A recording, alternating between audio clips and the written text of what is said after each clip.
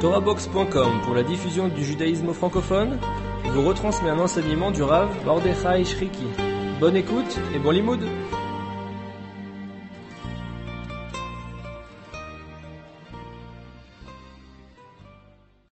Nous allons parler de le sens métaphysique de l'exil. En fait, c'est un peu sur Pessah, un petit peu aussi, mais puisque nous sommes à la veille de Pessah, nous parlerons donc du sens métaphysique de l'exil. D'abord, nous allons essayer de comprendre pourquoi l'exil, d'après nos maîtres. Chez les Chachamim, il y a une grande discussion où se trouve l'origine de l'exil. À partir de quand commence l'exil? La Gemara nous parle de Aaron Avinu, la faute d'Aaron Avinu. Lorsque Dieu promet à Abraham la terre d'Israël, qu'il les alachas et intaret sazot, Abraham de poser la question, Bamé Eda, comment saurais-je? Ce Bamé Eda a coûté très cher à Abraham et à toute sa progéniture.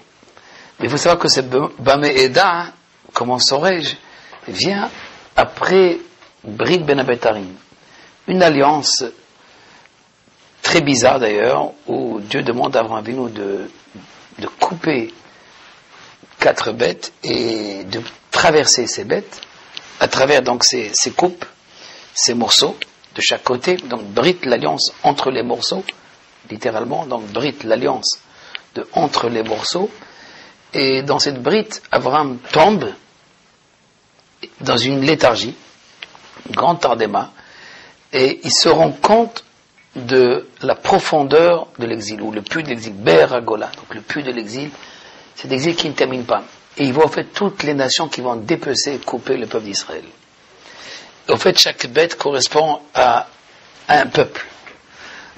Bon, il y a Bavel, il y a d'abord l'Égypte, ensuite il y a la Babylonie, mais en fait, tout est enfermé en Égypte, tous les exils sont enfermés en Égypte. C'est le prototype de l'exil. Donc, il n'y a que 4 exils. Bavel, Paras, donc Babylonie, la Perse, les Grecs, Yavan, et enfin Edom, c'est Rome. Donc les 4 exils sont enfermés dans l'exil, le grand exil qui s'appelle l'Égypte.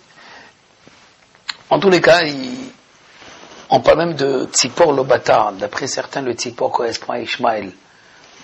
Abrabanel interprète le Tzipor qui n'a pas coupé, qui est un exil apparemment assez puissant parce que tous ils vont tomber, et apparemment l'exil d'Ishmaël se prolonge plus que les autres.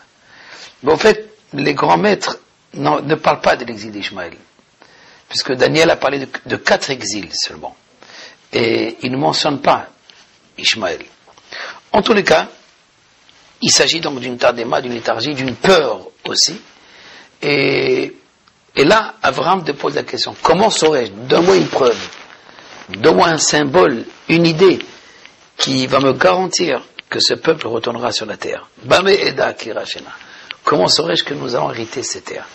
Et là, Dieu de lui répondre, il y a Doat Eda, qui guerre Yezalacha Beres Lolahem, Va'avadu Veinu, Otam, Arba Meot Shana. Au lieu de donner une preuve de la rédemption, il lui donne une preuve de l'exil. Au fait, pour affermir plus l'exil, il lui dit, savoir tu sauras, il y a Doat Eda, tu sauras que tes enfants vont être exilés dans une terre qui ne leur appartient pas pendant 400 ans. Arba Meot Shana. Donc 400 ans d'exil ont été décrétés pour Abraham Avinu, et il y a ceux qui comptent qu'en vérité en Égypte, on n'était pas 400 ans, on était seulement 210 ans. Redo Shanu. Mais si on compte à partir de la naissance d'Yitzhak, il y a 400 ans. Depuis Yitzhak jusqu'à Moshe Rabbeinu, l'âge de 80 années, où il fait sortir le peuple d'Israël, donc la zone d'Égypte avec Moshe, à partir de la naissance d'Yitzhak, il y a exactement 400 ans. Mais en Égypte, il y a seulement 210 ans d'exil. Il reste, d'après les maîtres de la Kabbalah, 190 ans. Alors Rizal dit 190 ans, c'est Ketz. Ketz, c'est la fin. Mais ce Ketz, il se prolonge, et c'est pas un Ketz on ne paye pas avec 190 ans en années, mais c'est en centaines d'années. On peut dire 1900 ans, etc. Ou 1999. Il y a 1937 ans que le deuxième temple a été détruit. le deuxième temple. Donc c'est l'exil le plus long. Parce que même si on était à Bavel, bon, on est resté 70 ans en Babylonie. L'exil grec n'a pas duré longtemps.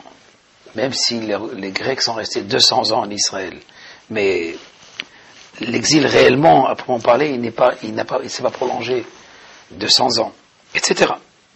Paras aussi, les Perses. Bon, c'était une souffrance, mais elle a bien abouti. Cependant, cet exil de Édom, qui ne termine pas, correspond d'après nos maîtres au Théom. Au Théom, qui veut dire le puits sans fond. C'est l'abîme.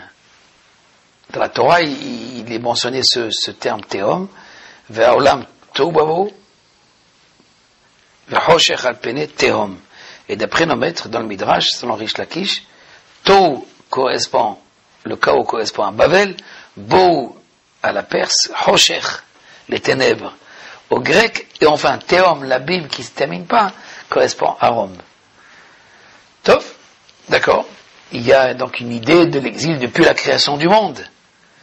Et pourquoi donc le rattacher à la faute d'Abraham Avinu? En fait, c'est la question du Zohar. Mais on va voir tout de suite le Maharal, lui, pense avec certains maîtres que l'exil, l'origine de l'exil, commence avec la vente de Yosef, Mechirat Yosef.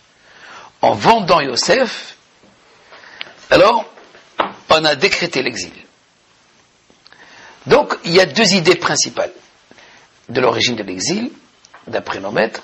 Il y a celle donc d'Abraham Avinu, la faute d'Abraham, Bam et Eda, savoir tu sauras. Dès qu'on veut savoir, d'après le Ramchal, on rentre dans la dualité, et donc c'est Etzada, Tovara, c'est le bien et le mal. Et donc, Ena Or Nikar et la Mitocha Hoshech. Les lumières ne peuvent être saisies que par les ténèbres. Tu veux comprendre une chose, et tu vas passer par le contraire. Qu'est-ce que c'est la vie? C'est la mort. Donc il veut vivre la vie en tant qu'envie, en tant que désir. Tu dois passer par la mort. Tu dois concevoir la mort, parce que la vie, c'est justement se refuter cette mort. Mais on ne comprend pas que c'est la vie selon la vie. On ne connaît pas le Derech Yachar, la voie droite, la voie de Etzachaim, de l'éternité, la voie de la vie. La voie de la vie, on ne connaît pas. On ne connaît qu'une vie en tant que dualité. Parce que qu'est-ce que c'est? La vie éternelle, ça n'a pas de sens.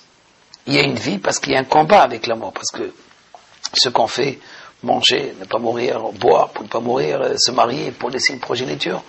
Mais si on vivait 3000 ans, 4000 ans, on n'aurait pas fait ce qu'on fait maintenant. On aurait eu d'autres plans, d'autres